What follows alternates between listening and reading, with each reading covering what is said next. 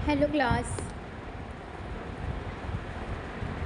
तो previous lecture में हमने बायोमैकेनिक्स क्या है ना, उसको हमने समझा, यूज़ क्या है, क्या क्या पढ़ते हैं, ठीक है, ये सब हमने पढ़े थे, है ना। तो अब यूनिट पढ़ते हैं ना। यूनिट फर्स्ट है introduction to biomechanics.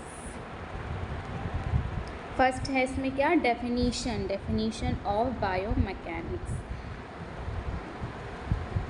Biomechanics is the science that studies the movement of the human body using the principles of mechanics. ठीक, it explains how muscles, bones, joints, ligaments, tendon and external forces work together to produce movement. देखो, सबसे पहले समझो कि biomechanics एक ऐसी science है जो हमें ये बताती है कि हमारा बॉडी कैसे मूव करता है और मूवमेंट के टाइम बॉडी पर कौन कौन सी फोर्सेस काम करती है। ठीक है, ये आपका क्या है, बायोलॉजी और फिजिक्स का कॉम्बिनेशन है। ठीक, और बायोलॉजी क्या है, बायोलॉजी हमें बॉडी के बारे में बताती है और फिजिक्स हमें फोर्स और मूवमेंट के रूल्स बताती है। ठीक है, तो जब दोनों को मिलाकर ह्यूमन मूवमेंट को समझते हैं, उसे बोलते हैं बायोमैकेनिक्स। अभी क्लियर हो गया होगा। तो यहाँ पे जो लिखा है, biomechanics is the science that studies the movement of the human body using the principles of mechanics. मतलब कि बायोमैकेनिक्स में हम ह्यूमन बॉडी की मूवमेंट को फिजिक्स के रूल्स की हेल्प से समझते हैं। ठीक है, जैसे हम वॉकिंग, रनिंग, जंपिंग, बैठना, उठना या कोई वेट उठाना ये करते हैं, तो बॉडी के अंदर बहुत सारी चीज़ें एक साथ काम करती है। ठीक है, कौन कौन सी चीज़ें मिलकर काम करती है, देखो, मसल्स फोर्स जनरेट करती है, बोन्स बॉडी को सपोर्ट देती है, जॉइंट्स मूवमेंट अलाउ करते हैं, लीगामेंट्स जॉइंट को स्टेबल रखते हैं, टेंडन मसल की फोर्स को बोन्स तक पहुंचाते हैं। ठीक है, एक्सटर्नल फोर्सेस जैसे ग्रेविटी मूवमेंट को अफेक्ट करती है। तो इन सब को मिलाकर हम काम करने से ही हम क्या है, मूवमेंट कर पाते हैं। जैसे सपोज़, ठीक है, सपोज़ आप एक स्कूल बैग उठाते हैं, तो क्या होता है, बाइसेप मसल कॉन्ट्रैक्ट होती है और फोर्स बनाती है ना। एल्बो जॉइंट बेंड होता है, बोन्स बैग का वेट सपोर्ट करती है, टेंडन मसल की फोर्स को बोन तक पहुंचाता है। ठीक, ग्रेविटी बैग को नीचे की तरफ खींचती है। ठीक है, यानी बैग उठाना सिर्फ मसल का काम नहीं है, बॉडी के बहुत सारे पार्ट्स और फोर्सेस मिलकर काम करते हैं। ठीक है, इसी को बायोमैकेनिक्स क्या है, एक्सप्लेन करती है। ठीक है, बायो मतलब आपको पता है लाइफ, और मतलब यानी कोई भी लिविंग बॉडी। ठीक है, बायो मतलब क्या है, लाइफ है ना, लिविंग ऑर्गेनिज्म यानी कोई भी लिविंग बॉडी। मैकेनिक्स मतलब क्या हो गया, study of force and motion, यानी फोर्स और मूवमेंट का स्टडी। ठीक है, तो बायोमैकेनिक्स क्या है, study of movement in living organism. देखो, लिविंग बॉडी कैसे मूव करती है और मूवमेंट के टाइम बॉडी पर कौन कौन सी फोर्सेस काम करती है, इसी स्टडी को बायोमैकेनिक्स कहते हैं। क्लियर।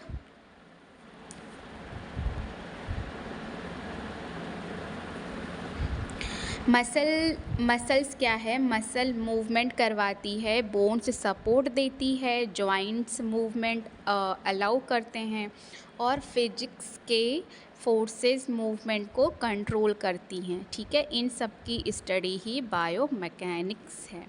ठीक,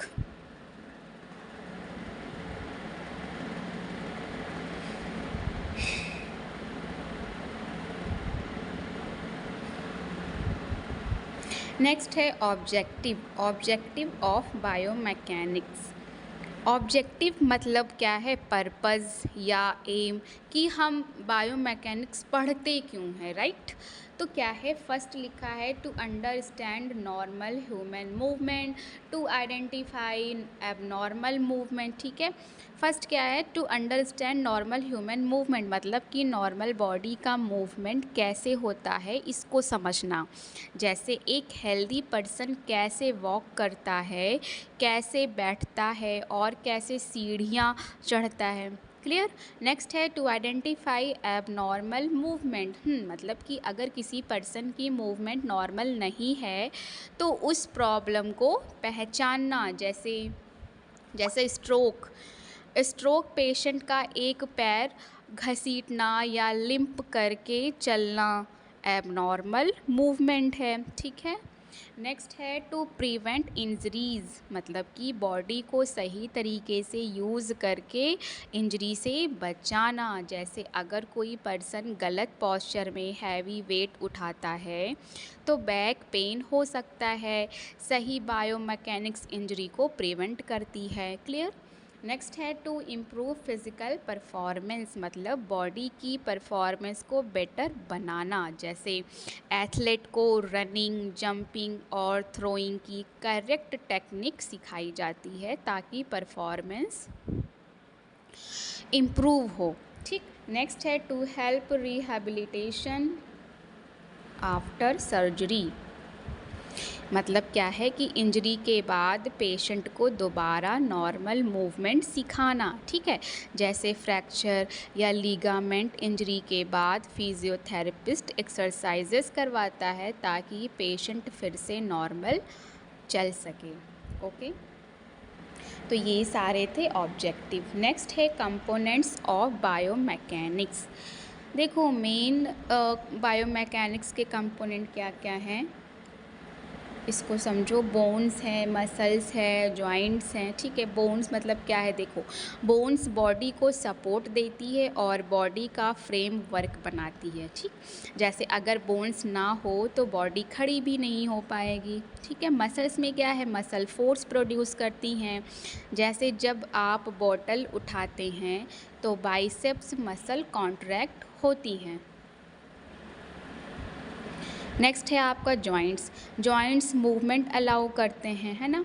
जैसे एल्बो जॉइंट बेंड होता है तभी हम खाना खा पाते हैं। ठीक है। एग्ज़ाम्पल देखो, एग्ज़ाम्पल से समझ लो कि वॉकिंग एग्ज़ाम्पल मैंने दिया है यहाँ पे। तो जब हम वॉक करते हैं तो क्या है, बोन्स बॉडी का वेट सपोर्ट करती है। ठीक है। मसल फोर्स प्रोड्यूस करती है, जॉइंट मूवमेंट अलाउ करते हैं, ग्राउंड रिएक्शन फोर्स हमें आगे बढ़ने में हेल्प करती हैं। ठीक है। ग्राउंड रिएक्शन फोर्स मतलब क्या हो गया, ज़मीन की तरफ से मिलने वाला फोर्स। ठीक। तो इन सबको मिलाकर काम करने से ही वॉकिंग पॉसिबल होती है। ठीक है। नेक्स्ट है importance of biomechanics in physiotherapy. आपको पता है कि फिजियोथेरेपी में बायोमैकेनिक्स बहुत इंपॉर्टेंट सब्जेक्ट है। क्यों, मैंने बताया था, क्योंकि फिजियोथेरेपिस्ट को पहले ये समझना होता है कि पेशेंट की मूवमेंट नॉर्मल है या एबनॉर्मल। ठीक है। उसके बाद वही डिसाइड करता है कि किस मसल को स्ट्रेंथ करना है, किस जॉइंट की एक्सरसाइज करानी है और किस ट्रीटमेंट से पेशेंट जल्दी रिकवर होगा। ठीक है। इसको हम अच्छे से पढ़ते हैं। फर्स्ट क्या है, फर्स्ट इम्पॉर्टेंस है असेसमेंट ऑफ मूवमेंट। ओके, लिखा हुआ है help physiotherapist identify abnormal movement pattern, मतलब कि फिजियोथेरेपिस्ट पेशेंट की मूवमेंट को क्या करता है, ऑब्जर्व करता है। ठीक है। जैसे अगर पेशेंट चल रहा है और एक पैर से लंगड़ा रहा है, जिसको बोलते हो क्या, लिम्पिंग। ठीक है। एक पैर से लंगड़ा रहा है तो थेरेपिस्ट देखेगा प्रॉब्लम किस वजह से है। ठीक है। रीज़न हो सकता है क्या क्या, हिप जॉइंट प्रॉब्लम है, नी पेन हो गया, एंकल इंजरी हो गया, मसल वीकनेस है। ठीक है। तो बायोमैकेनिक्स की नॉलेज से फिजियोथेरेपिस्ट एग्जैक्ट रीज़न आइडेंटिफाई कर लेता है। ठीक। नेक्स्ट है एक एग्ज़ाम्पल और समझो। एक पेशेंट को क्या है, नी पेन है, ठीक है, नी पेन है, घुटने में पेन है, तो फिजियोथेरेपिस्ट सिर्फ नी को नहीं देखेगा, वो देखेगा कि पेशेंट कैसे चल रहा है, पैर ज़मीन पर कैसे रख रहा है, हिप और एंकल सही काम कर रहे हैं या नहीं, ठीक है, किस मसल में वीकनेस है। इस एनालिसिस के बाद ही ट्रीटमेंट और एक्सरसाइजेस डिसाइड की जाती है, ठीक है। तो स्टूडेंट्स सुनो कि बायोमैकेनिक्स क्या बताती है हमें। बायोमैकेनिक्स हमें बताती है कि बॉडी नॉर्मली कैसे मूव करती है, अगर मूवमेंट में कोई प्रॉब्लम आ जाए तो उसका रीज़न कैसे आइडेंटिफाई करें और उसको कैसे इम्प्रूव करें, है ना। इसी वजह से बायोमैकेनिक्स फिजियोथेरेपी का एक बहुत इम्पॉर्टेंट सब्जेक्ट है, क्योंकि इसकी हेल्प से हम पेशेंट की मूवमेंट को एसेस करके सही ट्रीटमेंट प्लान बना सकते हैं, ठीक है। अगर हम इसको फिर से समझें तो सबसे पहले आप ये समझो कि ऑब्जेक्टिव का मतलब क्या होता है ना। मतलब कि मैंने बताया कि किसी सब्जेक्ट को पढ़ने का पर्पस या फिर एम, ठीक है। तो अब आपका सवाल ये आएगा कि बायोमैकेनिक्स हम क्यों पढ़ते हैं, है ना। To understand normal human movement, मतलब कि मतलब नॉर्मल मूवमेंट को समझना। जैसे मतलब क्या है कि हर इंसान डेली बहुत सारी एक्टिविटीज़ करता है, जैसे walking, running, sitting, standing, jumping और स्टेयर्स चढ़ना, है ना। तो बायोमैकेनिक्स हमें बताती है कि ये सब मूवमेंट नॉर्मल कंडीशन में कैसे होते हैं, ठीक। फॉर एग्ज़ाम्पल कि जब एक हेल्दी पर्सन चलता है तो उसके दोनों पैर बराबर स्टेप लेते हैं, है ना, बॉडी बैलेंस में रहती है और मसल प्रॉपर तरीके से काम करती हैं। तो ये नॉर्मल गेट है ना, वॉकिंग पैटर्न जिसको बोलते हो गेट, ठीक है।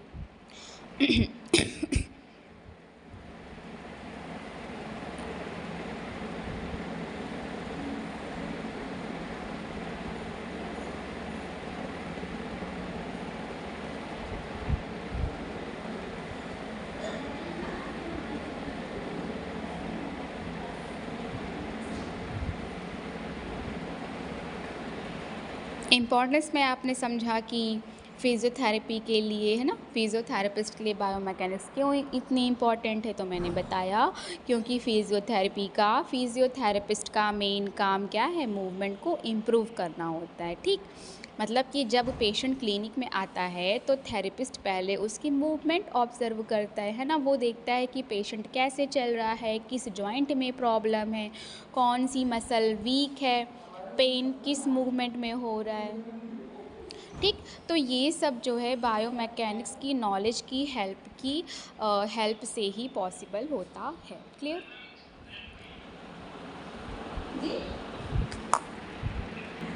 नेक्स्ट है डायग्नोसिस। डायग्नोसिस मतलब क्या होता है कि प्रॉब्लम का एग्जैक्ट रीज़न पता लगाना, ठीक है। डायग्नोसिस का मतलब होता है पेशेंट की प्रॉब्लम का एग्जैक्ट रीज़न ढूंढना। क्लियर। तो फिजियोथेरेपिस्ट सिर्फ पेन को नहीं देखता बल्कि ये समझता है कि पेन किस वजह से हो रहा है। जैसे मान लो कि एक पेशेंट शोल्डर पेन लेकर आता है, ठीक है। मान लीजिए एक पेशेंट क्या है, शोल्डर पेन लेकर आता है। अब ज़रूरी नहीं है कि शोल्डर की मसल ही इंजर्ड हो, ठीक है। हो सकता है पेशेंट गलत पोस्चर में बैठा हो, ठीक है।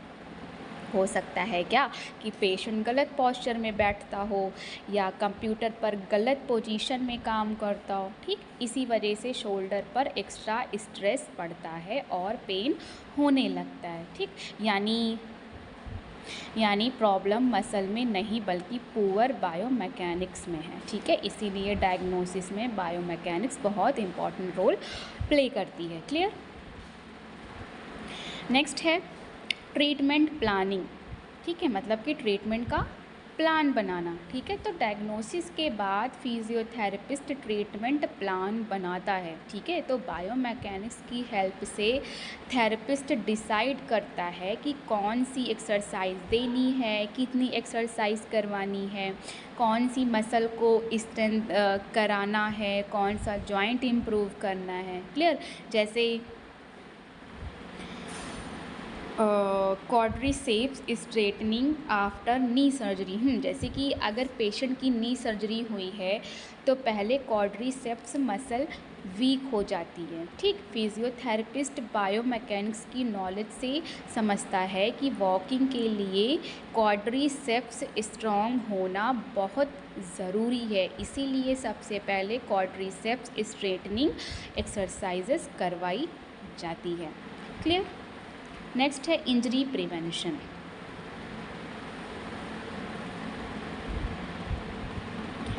तो बायोमैकेनिक्स हमें सिखाती है कि बॉडी को सही तरीके से यूज़ कैसे करें ताकि इंजरी ना हो। जैसे देखो, जैसे लिखा है आपका, correct lifting technique prevents back pain. अगर कोई पर्सन फ्लोर से हैवी वेट उठाता है और सीधा कमर झुका लेता है तो बैक पेन हो सकता है, राइट। लेकिन अगर वही पर्सन नीज़ बेंड करे, बैक स्ट्रेट रखे और पैरों की मसल्स का यूज़ करें तो इंजरी का रिस्क बहुत कम हो जाता है। ठीक है, यानी प्रॉपर पॉस्चर और प्रॉपर बॉडी मैकेनिक्स क्या है ये आपका इंजरी प्रिवेंशन।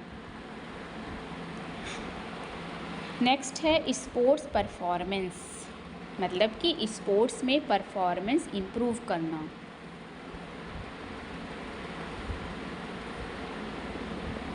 तो बायोमैकेनिक्स सिर्फ पेशेंट के लिए नहीं बल्कि एथलीट के लिए भी बहुत इम्पॉर्टेंट है। ठीक है, ये उनकी टेक्निक इम्प्रूव करती है जिससे स्पीड, बैलेंस और परफॉर्मेंस बेटर होती है। जैसे एक रनर अगर गलत तरीके से रन करता है तो जल्दी थक जाएगा और इंजरी भी हो सकती है। लेकिन जब कोच बायोमैकेनिक्स के अकॉर्डिंग रनिंग टेक्निक सिखाता है तो स्पीड बढ़ती है, एनर्जी कम वेस्ट होती है, इंजरी का चांस कम होता है। ठीक।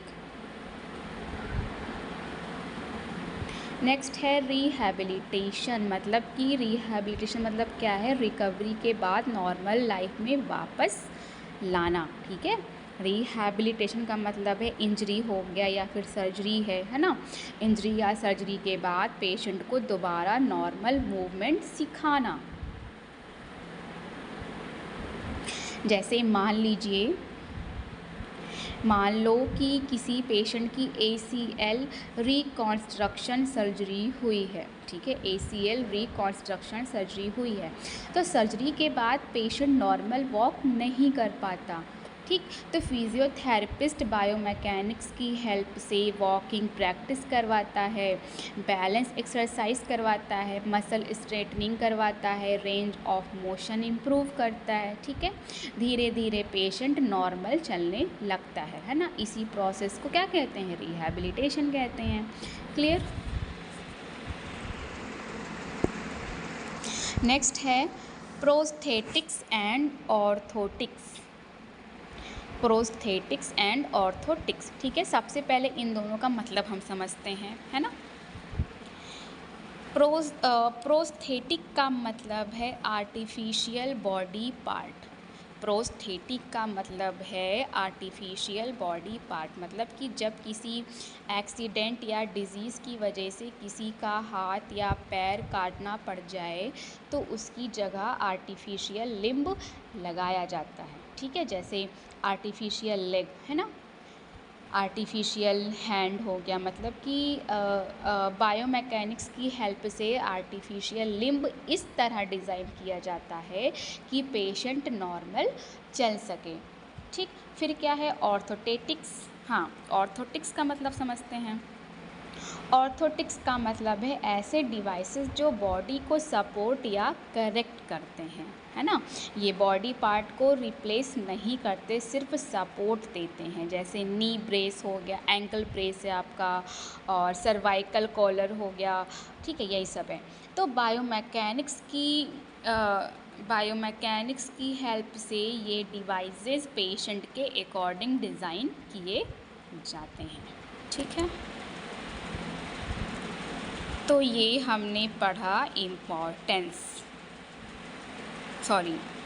डायग्नोसिस हमने पढ़ा, ट्रीटमेंट प्लानिंग पढ़ा हमने, और इंजरी प्रिवेंशन हो गया, स्पोर्ट्स परफॉर्मेंस है, रिहैबिलिटेशन है, प्रोस्थेटिक्स एंड ऑर्थोटिक्स हो गया। ठीक, देखो यहाँ पे फ्लो चार्ट दिया है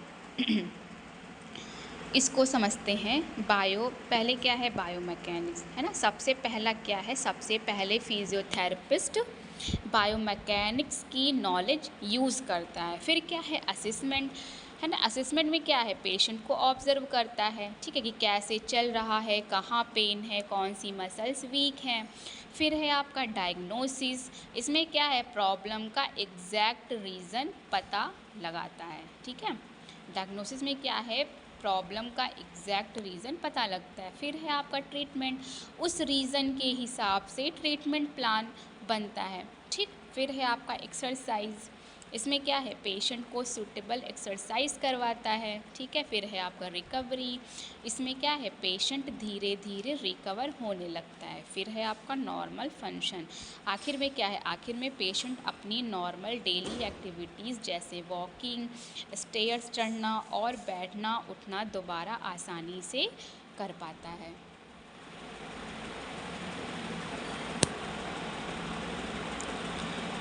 ठीक है, तो यही था। तो फिज़ियोथेरेपी में क्या है, फिज़ियोथेरेपी में आपको पता है बायोमेकेनिक्स इम्पॉर्टेंट है ना। सबसे पहले हम पेशेंट की मूवमेंट को असेस करते हैं, फिर डायग्नोसिस करके प्रॉब्लम का एग्जैक्ट रीज़न पता लगाते हैं, देन ट्रीटमेंट प्लान और एक्सरसाइज डिसाइड करते हैं। ठीक है, तो इस प्रोसेस से पेशेंट रिकवर होता है और दोबारा नॉर्मल लाइफ में वापस आ जाता है। ठीक है, इसी वजह से बायोमैकेनिक्स को फिजियोथेरेपी की फाउंडेशन माना जाता है। अभी समझ में आ गया होगा। नेक्स्ट है काइनेमैटिक्स एंड काइनेटिक्स। तो ये समझने से पहले मैं आपसे एक बात कहना चाहूँगी कि अगर आपने BA MS BH MS BU MS BNYS किया है तो लीगल वे में प्राइमरी स्टेज पे एलोपैथिक प्रैक्टिस करना चाहते हैं तो मैं आपको लीगल गवर्नमेंट कोर्स के बारे में बता रही हूँ, जो है CCH, जो कि 1 साल का कोर्स है। कंप्लीट फ़ीस 25,000 है। ठीक, आप हमारे दिए गए नंबर पर कॉल कर सकते हैं। ओके, आते हैं अपने टॉपिक पे। काइनेमैटिक्स, देखो, these are the two major branches of biomechanics. Biomechanics की 2 मेन ब्रांचेज होती हैं, काइनेमैटिक्स और काइनेटिक्स। काइनेमैटिक्स मतलब क्या है, मोशन यानी मूवमेंट, और काइनेटिक्स मतलब क्या है, फोर्स यानी मूवमेंट के पीछे की वजह। ठीक है, तो फर्स्ट हम समझते हैं काइनेमैटिक्स। डेफिनेशन देखो, kinematics is the study of motion without considering the forces causing it. मतलब कि काइनेमैटिक्स में हम सिर्फ मूवमेंट को स्टडी करते हैं, है ना। हम ये नहीं देखते कि मूवमेंट किस फोर्स की वजह से हुई है, मतलब सिर्फ मूवमेंट का ऑब्जर्वेशन करते हैं। ठीक है, जैसे मान लो एक स्टूडेंट क्लास से बाहर जा रहा है ना, तो काइनेमैटिक्स में हम सिर्फ ये देखेंगे कितनी दूर चला, कितनी स्पीड से चला, ठीक है, कितना टाइम लगा, किस डायरेक्शन में गया, लेकिन हम ये नहीं देखेंगे कि उसकी मसल्स ने कितनी फोर्स लगाई। ये आपका क्या है, काइनेमैटिक्स है। क्लियर, यहाँ पे लिखा हुआ है, it describe position, speed, direction, velocity, acceleration. Okay,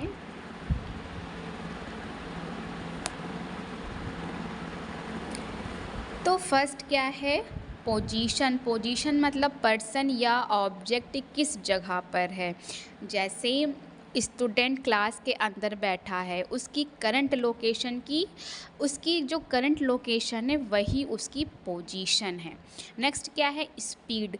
speed मतलब कितनी तेज़ी से मूवमेंट हो रही है। जैसे एक स्टूडेंट 5 किलोमीटर पर आवर की स्पीड से चल रहा है, ठीक है। फिर है आपका वेलोसिटी, वेलोसिटी बराबर क्या होता है, स्पीड प्लस डायरेक्शन, मतलब सिर्फ स्पीड नहीं, किस डायरेक्शन में मूव कर रहा है ये भी बताती है, ठीक है। जैसे कार है, कार 60 किलोमीटर पर आवर की स्पीड से नॉर्थ डायरेक्शन में जा रही है, तो ये क्या है, ये वेलोसिटी है।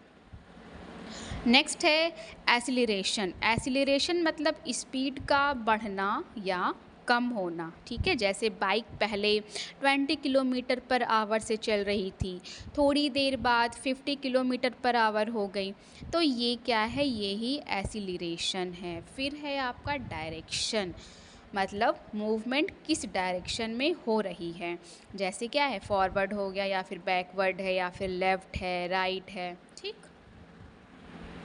नेक्स्ट है question answered bye kinematics. Kinematics जो है, काइनेमैटिक्स हमें इन क्वेश्चन का आंसर देती है कि क्या क्या है, हाउ फार मतलब कि कितनी दूर मूवमेंट हुई, जैसे पर्सन 100 मीटर चला। फिर है आपका हाउ फास्ट मतलब कितनी स्पीड से चला, ठीक है, जैसे 5 किलोमीटर पर आवर। फिर क्या है, विच डायरेक्शन मतलब किस डायरेक्शन में गया, जैसे ईस्ट की तरफ हो गया, ठीक है। फिर है आपका हाउ मच मूवमेंट मतलब कितना मूवमेंट हुआ, जैसे नी 90 डिग्री बेंड हुआ, ठीक है, शोल्डर 180 डिग्री रेज हुआ, ठीक।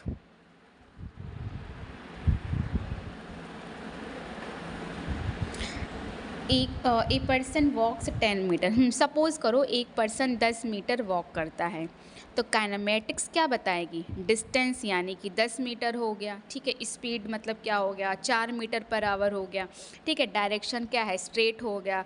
टाइम 8 सेकंड हो गए, लेकिन ये नहीं बताएगी कि मसल्स ने कितनी फोर्स लगाई है, ठीक है।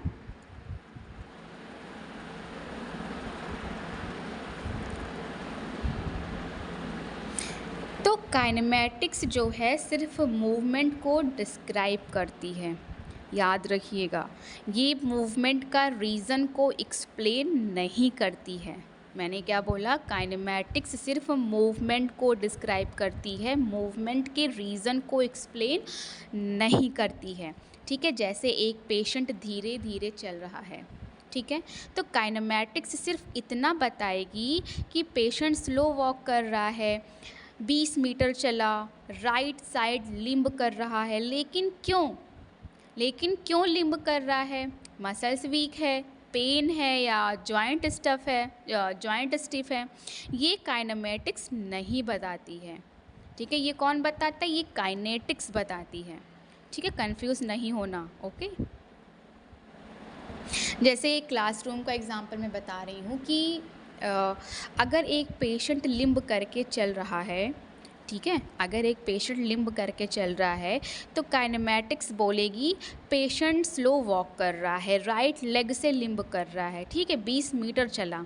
वहीं पे काइनेटिक बोलेगी कि क्वाड्रिसेप्स मसल वीक है, नी जॉइंट में पेन है, ग्राउंड रिएक्शन फोर्स बैलेंस को अफेक्ट कर रही है, इसीलिए पेशेंट लिम्ब कर रहा है, ठीक है। ओके क्लास, आज यहीं तक रखते हैं, बाकी नेक्स्ट क्लास में हम डिस्कस करेंगे काइनेटिक्स, ओके। बाकी मैंने काइनेटिक्स के बारे में थोड़ा सा तो यहाँ बता ही दिया, अभी हम उसको डिटेल में पढ़ेंगे। Okay class, thank you.